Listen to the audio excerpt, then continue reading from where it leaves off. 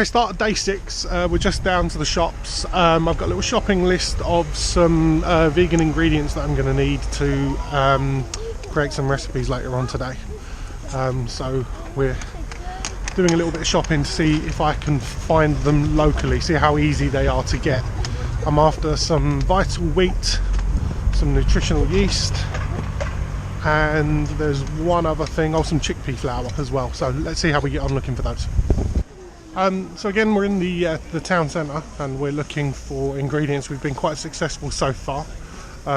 Of the 3 or 4 ingredients I'm looking to find, I've managed to find 3 of them. So I've got some vital wheat, I've got some chickpea flour, and I've got some nutritional yeast. I'm going to use those to try and make my own meat alternatives. So when we get back indoors, that's what we'll be doing, and we'll see how successful we are in trying to recreate some meat flavours in some vegan products. So on our way out of the town centre now, and we're going to do it. We're going to go in, we're going to go to Greggs, and we're going to try the vegan steak bake and the vegan sausage roll. So wish me luck. Okay, so we're back from the town centre now. We've been into Greggs and we have picked up one of each, vegan steak bake and a vegan sausage roll. Everyone raving about them, Piers Morgan moaning about them. I'm going to see what they taste like. Before I turned vegan, I was a massive fan of the sausage roll from Greggs and the steak bake. Who wasn't? First thing I'm going to do is go in with a knife and fork just to see what's on the inside. Hopefully you can see that. It's strange really, it looks, I don't know, I'm not sure what they've made it out of, but it's like an orangey colour. What can you see? It smells just like a sausage roll.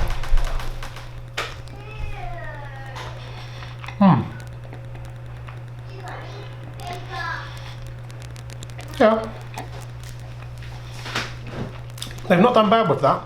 That does taste like sausage roll. There's sage in there, you can definitely taste that. The pastry's okay. Pastry's a little bit dry, but I suppose that's to be expected if there's no dairy in there, no butter or eggs or anything like that. It's not actually bad. It's a bit more stodgy than a normal Greggs sausage roll, and I think that's because it's not as greasy. You know, so a Greggs sausage roll's normally got a little bit of grease in it, and that probably makes it, you know, a little less stodgy. But that's not bad at all, actually. Let's have a look at the steak bake now. Let's cut this in through the middle. Surprised that they've kept as warm as they have actually on the journey back. They were very hot when I got them.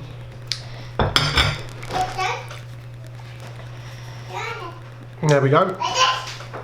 That's the inside there. So it looks like they've used soya in here. You can definitely see onion. Looks like a bit of mushroom in there as well. The pastry that they've used looks exactly the same as the sausage roll. I'm going to go in for a bite.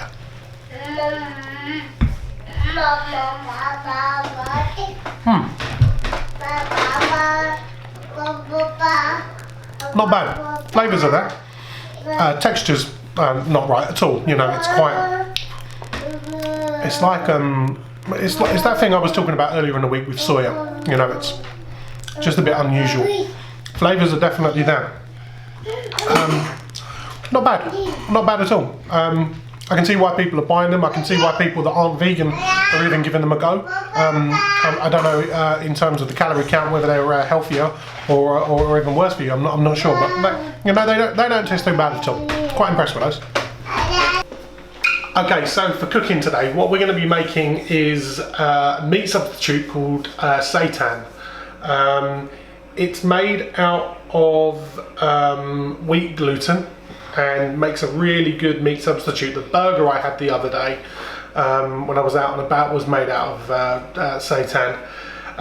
Quite tricky to make, lots of ingredients going in here. I'm going to be making my Seitan to try and replicate ribs. Sounds weird, doesn't it? But actually seen a recipe online that I'm going to follow, and we'll see if we can have a go. Come and have a look at the ingredients, lots of them, and we'll make a start. So the ribs I'm going to be making are going to have two different types of barbecue style sauces that I'm going to be making. I'll explain why there's two different types of sauces as we get going, but this is all the ingredients and spices that you're going to need. The seitan itself is made out of vital wheat gluten. You're also going to need some chickpea flour. You're going to need some dried mushrooms. I've got dried porcini mushrooms here. These are cooked chickpeas. I've got about 60 grams of those. Sorry, the ingredients list is very long. Here we go now. So you're going to need some tomato ketchup. You're going to need some maple syrup, some mustard, English mustard, some miso paste. You're going to need some smoked paprika, some brown sugar.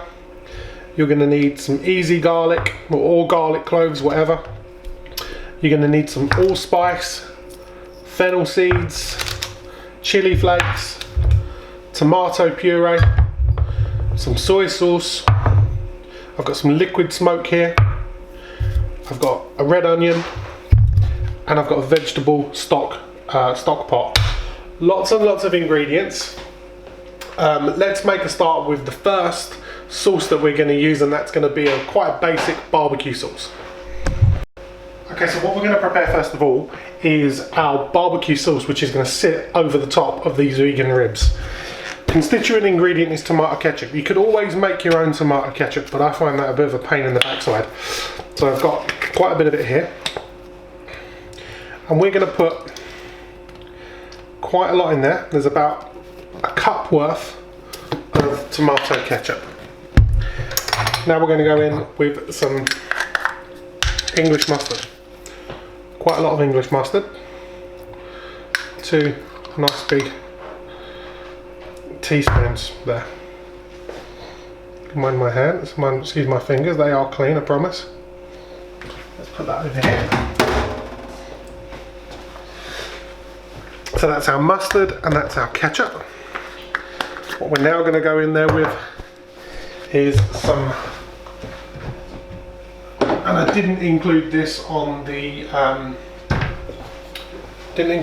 ingredients list. I'm very sorry about that. But we've got some white wine vinegar here.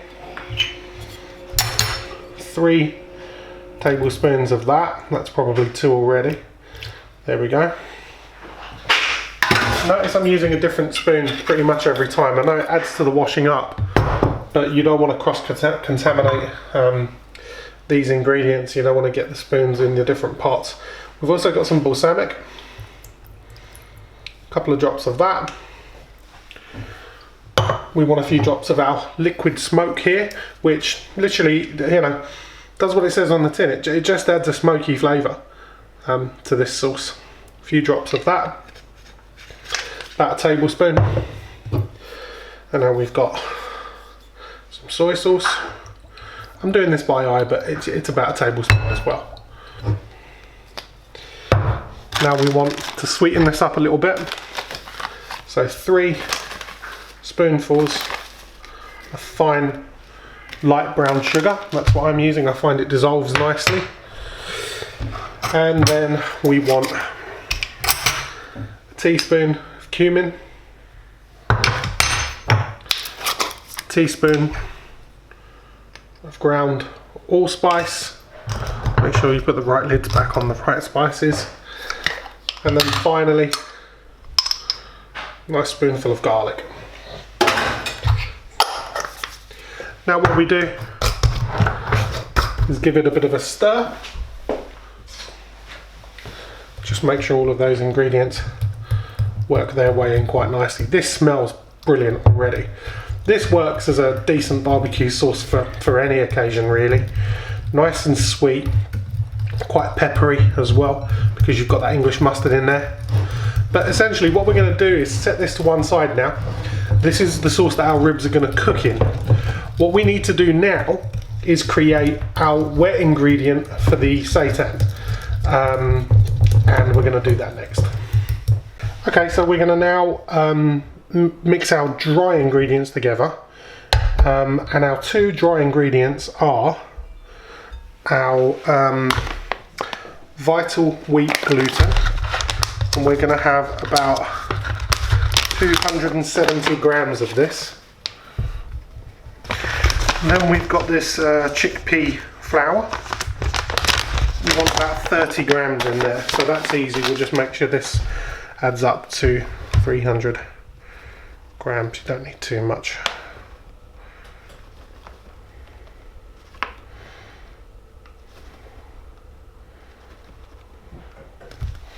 There we go. That's our dry ingredient. Now to turn this into the seitan, what we need is something wet to go in there. And it's the wet ingredients that make this dish, really. Brings it all together. Okay, so just while our onions are sauteing and sweating down a little bit, we're going to start to add the ingredients into this blender. Now if you've got like a NutriBullet or anything like that, that's going to work perfectly. But what we'll do is we'll start to throw some ingredients in here. First thing to go in is going to be our vegetable stock here. I've just dissolved that cube into some hot water, and there is about 200 mils of vegetable stock in there. So that goes straight in. What we're also going to do is get our mushrooms in there. We're going to go with about 2/3 of this packet, or 30 grams. Sorry, my daughter's just come marching through there. Decent amount of the mushrooms in there. We'll leave those to one side. So there are our mushrooms. We're going to get our chickpeas in there. Like I said earlier, about 60 grams worth of chickpeas. We've now got some miso to go in there. Nice big tablespoon full of miso. Just one more on top of that. Next we have tomato puree. Quite a lot of this, so there's going to be 3. So that's 1, 2, 3. A little bit more for luck. 3 tablespoons tomato puree in there. 1 tablespoon of maple syrup.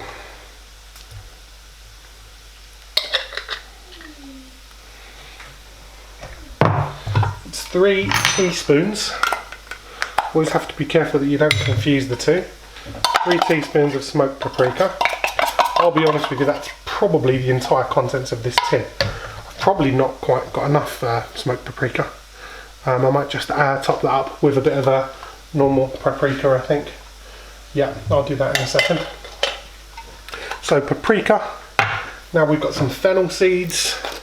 It's 1 teaspoon of fennel seeds. I'm actually going to go a little bit less. I'm not overly keen on too much aniseed in food.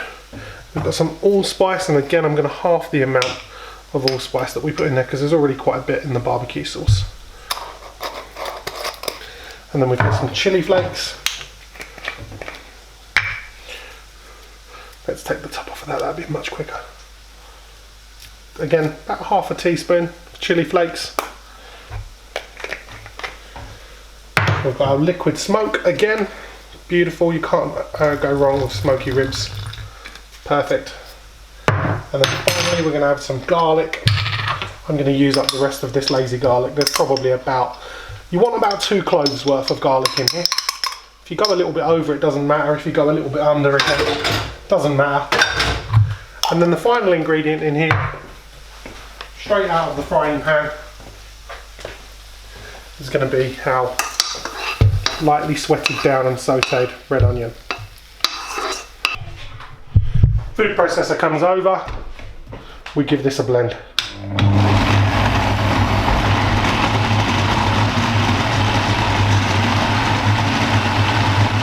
This is now beautifully blended up, and what I want to show you is the texture. There we go. Looks a bit gloopy at the moment, but actually that's going to give us our meaty texture in this seitan. So now we're going to bring our dry ingredients back over, and then we've got the contents of our blender here. Very straightforward. We're just going to pour the wet mixture into the dry.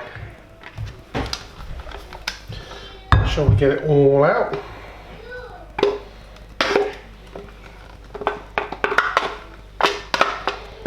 Beautiful. Starting off with a spoon, we're going to give it all a mix in, and what you will see very soon is that this will start to create a dough. Once it does that, we're going to get our hands in there. So just make sure your hands are nice and clean. I did have some comments recently on my YouTube page about me wearing my wedding ring when I make things like flour and dough. Unfortunately, I can't get the wedding ring off, so plus it's only kind of me and my family eating this stuff. So yeah, for hygiene purposes, you probably should take your jewellery off, but I can't get that off, so it's staying on. So there we go. As you can see, look, I'm working it into a dough now. It's nice and soft, nice and malleable. What I want to do is kind of like the pasta, really.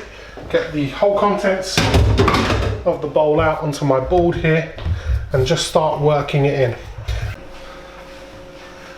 So we've kneaded this now for about 10 minutes, and it's kind of stiffened up. And you can see actually it kind of looks like a big meatball, to be fair, but it's got the consistency of dough. And what I'm going to do now is just take this opportunity to shape it into the shape that I want my ribs to be. Right, so this is the shape that I'm going for. As you can see, I've kind of thinned it out a little bit. Not a perfect kind of rib shape, but at least I'm going to be able to cook it all the way through and then slice it. So I'm going to cut this in half, like that. I'm going to set one piece to one side, and then this piece here, which I'm going to cook first, I'm going to get some of our barbecue sauce on. I'm going to just paste it all over the top here. This is the barbecue sauce that we made earlier. Give it a good coat on the top.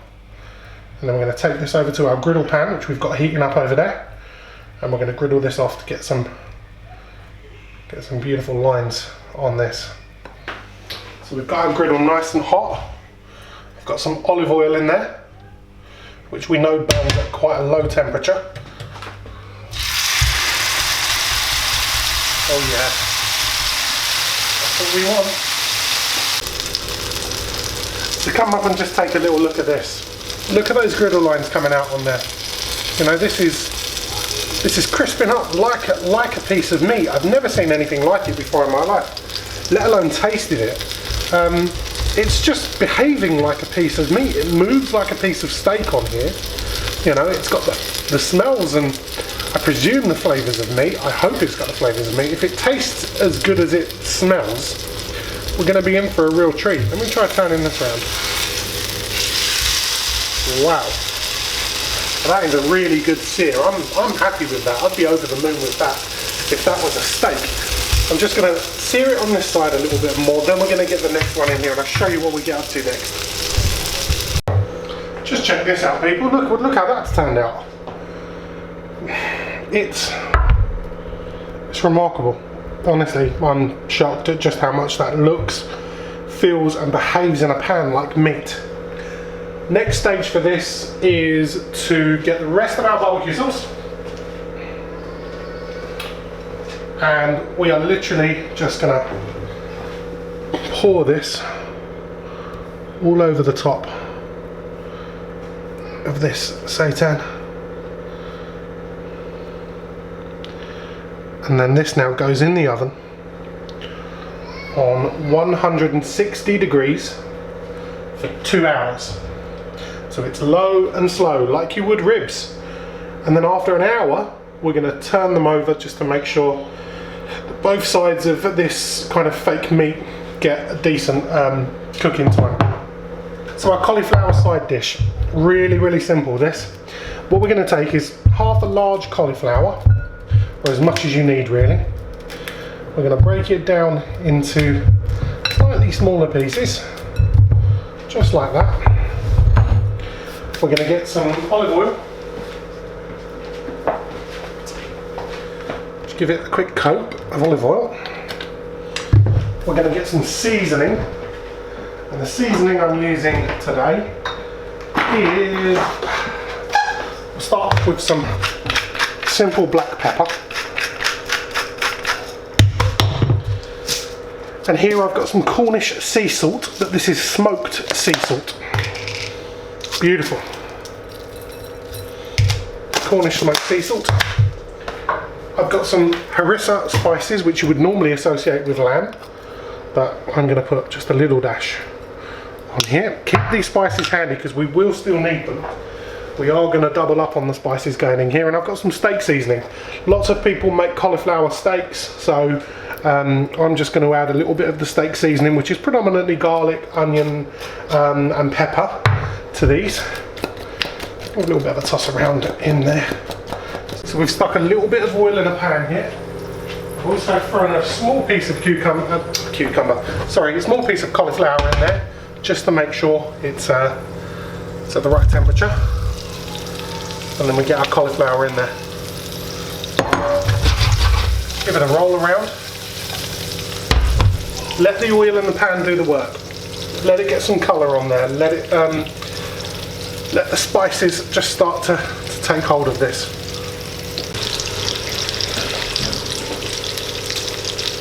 Every now and then, come back to the pan, give the cauliflower a bit of a turn.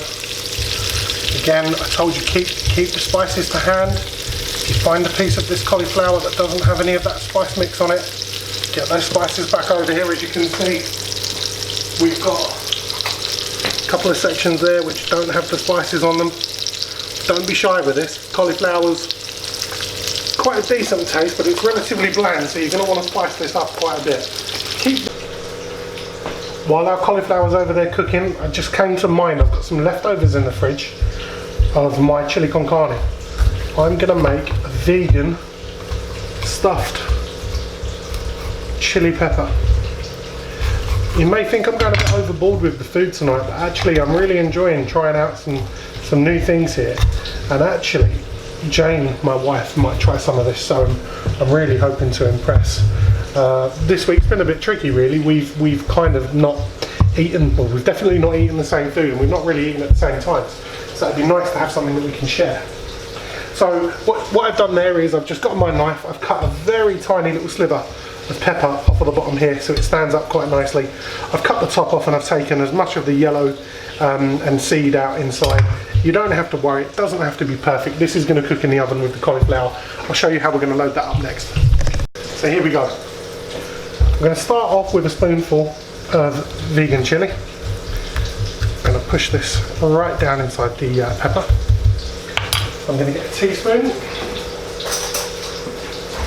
This stuff here is roasted red peppers. It's absolutely beautiful. Now, the thing I find with a stuffed pepper is that because you roast it, the sweetness of the pepper goes a little bit bitter. And I don't mind that so much, but I also like the sweetness of the pepper as well. So I'm just going to throw a bit of that in there. This is vegan cheese. I've tasted one slice of this. To just eat it like this isn't great, but I am reliably informed that if you cook with it, you actually do get something a little bit nearer the texture and taste of cheese. So I'm really hopeful that if I break this up and add it as a layer to this pepper, it's going to enable me to push the contents down a little bit more and fit a little bit more in. And you never know, it might really surprise me, and I might actually like it. I'm going to finish this off with another layer of pepper in here just to use this jar up. Absolutely love this stuff. Excuse me, take that over there. We'll get one more layer of cheese on there as well. And we might get another spoonful of chili on there too. We can push it down. We'll use this as a bit of a barrier. So this is really simple. Just a bit of a side dish. Just using leftovers. I'll get one more spoonful of the chili in there, I think. Lovely. Always make a mess with the last one, don't I? And then we just stick our pepper top straight back on top. I'm going to roast that off with our cauliflower. So we're going to take our pepper, going to tuck it in the corner of this roasting dish here. Now we're going to get our cauliflower. I'm going to put this in the roasting dish too. Taking on some beautiful colour, some beautiful spices. May not be the healthiest thing in the world, but we're not going to let the contents of the bottom of that pan go to waste. They've got some beautiful spices and flavours in there. Just going to cover the cauliflower with those. Saturday night treat, if you like. And then what we do is, when our ribs get down to the last kind of 30 minutes or so, we're going to throw this in there as well, and this will all be ready at the same time as the ribs. Beautiful bit of cauliflower, lovely stuffed pepper and some ribs. Okay, so we're 2 hours in, and this is what we have ended up with. Look at that. I mean, it's expanded massively, and if I'm going to be really critical, and what I'm worried about more than anything else is the fact that all of this barbecue sauce that I put over, although it's created a lovely glaze, it has burnt around the edges. So there's not a great deal of sauce left in here. So what I'm going to do is I'm going to take one side of these ribs and put them on this grease proof and cut them up and see how they come out. Okay, so let's focus in on these a little bit. That, believe it or not, although it looks like a piece of meat, is not a piece of meat. It is seitan. Not Satan, seitan. What I'm going to do with this is cut it. Just to see how it cuts. I've put it on a piece of grease proof. Oh my goodness. So, I'm not sure whether I've got that right or not, but it looks a little bit like meat, doesn't it? I mean, I'm not saying it's identical, but it doesn't look bad. Its texture is very, it's not tough, but it's like, I don't even know how to explain that. It's very strange. I think the only way we're going to be able to tell what this is like is if we try a bit. Okay, so I've eaten a piece of that. And what I would say is that it is very disappointing. It's chewy. It's doughy. It tastes more like bread than it does meat. So I think I've done something wrong here. I like to think that, you know, whenever I cook something, I'm quite honest with you guys. I was holding out, I mean, look how chewy this is. I was holding out a great deal of hope for what I've got here. The way it kind of griddled in the pan and the way it looked like it was going to cook down, it looked like it was going to be absolutely great. Now, it's not the worst thing in the world I've ever tasted. You've got a lovely bit of barbecue running through it. All the flavours are there. The texture's just not quite right. So I've not quite mastered that yet. I told you it would be an experiment. Can't see myself eating a great deal of that, to be honest with you. It's not that amazing as a texture. But what we'll do is we'll have a look at the stuffed pepper and the cauliflower. So here we go. The star of the show tonight has got to be the very last minute pepper stuffed with vegan chili and cheese that I threw together here. I mean, just look at that. That's absolutely oozing deliciousness. Let me taste a little bit of this.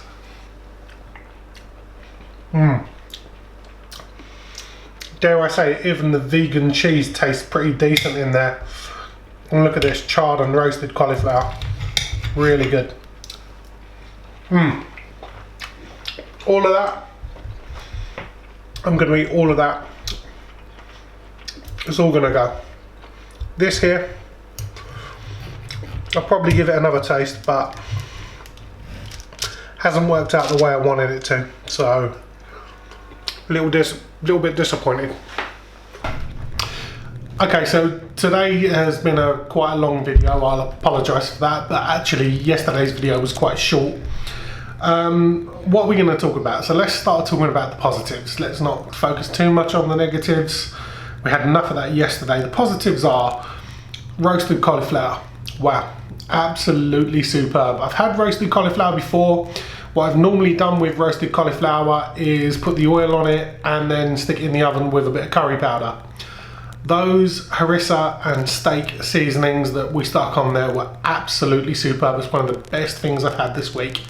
Really, really nice. And because of its water content and the fact that we didn't parboil it first, it was really filling. So I'm very, very happy with that. Second positive, the stuffed pepper. Couple of things to come out of that. First one I would say is that stuffed pepper is always really nice anyway. Really like that when it had meat and mincemeat in it. I've made those on my YouTube channel before. And I'll be honest with you, throwing the vegan chili in there was superb as well. The other positive to come out of that is that I've learned that just like a meat chili, a vegan chili gets better with age. It just develops all of those flavours, the flavours mature. Everything about the inside of that pepper was superb. The other thing as well is the vegan cheese. You know, you've been watching these videos, I've struggled replicating cheese and getting cheese into my diet. Big cheese fan. That cheese that we stuck inside that stuffed pepper was, you know, absolutely brilliant. Really enjoyed it. The negatives, the seitan. What can we say? I followed a recipe. I followed it as closely as I possibly could, ingredient for ingredient. At the end of the video, had the recipe turned out really nicely, I was going to put a credit at the bottom to where I found the recipe. I don't think that would be fair now, to be honest with you, because it's not turned out the way I wanted it to and the way it did on the recipe that I saw. So I'm not going to worry about that too much. What I'm going to take that, I'm going to just take it on the chin and say that it's part of the learning curve. Today, I've really enjoyed everything. So all the way through from the Greg's steak, vegan steak bacon sausage roll, right the way through to dinner. Even though it didn't work out properly, I've learned a little bit. I'm going to do a little bit of research tonight and find out what went wrong with the recipe that I cooked. But you know, day 6 is over. Tomorrow's day 7. I should be calling it a day tomorrow. I'm not going to. I'm going to keep going with this. I'm really enjoying it. I'm feeling much more confident about all the stuff that I'm eating. I've still got lots of recipes that I want to try. So if you stick with me, I'll stick with this. Thank you and good night. See you tomorrow.